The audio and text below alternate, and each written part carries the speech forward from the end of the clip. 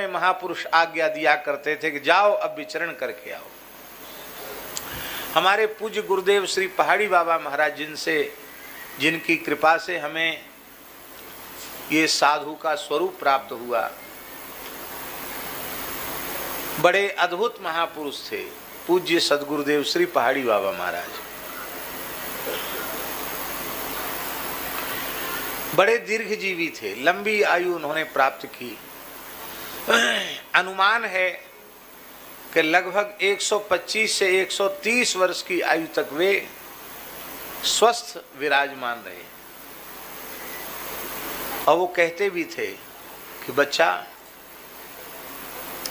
जब तक नहीं चाहूंगा नहीं मरूंगा, और जिस क्षण चाह लूंगा उसी क्षण चल दूंगा। ऐसे थे वो। कहते थे कि मैं मृत्यु के अधीन नहीं हूं, मृत्यु हमारे अधीन है। जब हम मरना चाहेंगे तो मरेंगे, नहीं मरना चाहेंगे तो नहीं मरेंगे। और ऐसा ही हुआ, ऐसे ही गए। तो महाराज जी अपने जीवन की बात बताते थे कि गृह त्याग करके आए, और उसमें भी बड़े विलक्षण ढंग से गृह त्याग हुआ। बड़ी विचित्र बात है, सुनने योग्य बात है एक संत के जीवन की। ब्राह्मण परिवार में उनका जन्म हुआ था, और उनके नाना जी बहुत बड़े विद्वान थे, व्याकरण के, संस्कृत के, ज्योतिष के, वेद के बहुत बड़े विद्वान थे, प्रतिष्ठित विद्वान थे उनके नाना जी। तो समय से यज्ञोपवीत हुआ, और नाना जी के पास कुछ पढ़ते लिखते भी थे, ज्योतिष भी पढ़ते थे, थोड़ा व्याकरण भी पढ़ते थे। 15-16 साल की उम्र के होंगे। गांव में कीर्तन हो रहा था मंदिर में, और एक दिन की बात, कोई रात की बात नहीं है, दिन की, माने दिन के 4 बज रहे होंगे ऐसा समझ। ठंडी का समय था, तो धूप में बैठ के लोग कीर्तन कर रहे थे गांव के मंदिर के आंगन में। और ये 15-16 साल के बालक ही होते हैं, तो ये वहां पहले तो थोड़ा खेल कूदते रहे, बाद में लेट गए, वहीं सो गए। तो एक भयंकर नाग आया, विषधर नाग, और नाग आकर इनके पेट पर कुंडली मार के बैठ गया। तो नाग का ठंडा ठंडा स्पर्श, और जब इन्होंने खोले नेत्र तो देखा कि ओ इतना बड़ा फण फैलाए हुए नाग बैठा है। बोल ही नहीं पाए कुछ भी, मुंह से आवाज नहीं निकली डर के मारे। और जहां धौंकनी चलती है ना, यहाँ वो जीभ से चाटे, फण नीचे कर जीभ से चाटे, जहां धौंकनी चलती है यहाँ। और कहते कि उस सर्प को, नाग को देख करके कहते हमारे शरीर के पिताजी ही कीर्तन करा रहे थे हारमोनियम बजा के, वो गाना बजाना जानते थे। तो बोले वो भी भाग खड़े हुए, और मंदिर का पुजारी भी भाग गया। एक आदमी मंदिर के चौक में नहीं बचा, सब भाग गए। केवल मैं, बाहर से लोग हल्ला मचा रहे थे, भीतर कोई नहीं था, सर्प नाग के डर के मारे। अब वो नाग जो है वो यहाँ जहाँ धौंकनी चलती है वहाँ जीभ से चाटे। तो बोले मैं बोल तो कुछ पाया नहीं, पर आंख उठा के मैंने देखा कि सब बाहर खड़े हैं, भीतर तो पास में कोई नहीं है। तो हमारे मन में सहसा क्या भाव आया कि ये नाग सर्प देवता नहीं है, ये तो काल है साक्षात, और ये लेने ही आया है। यहाँ धौंकनी चलती यहीं चाट रहा है।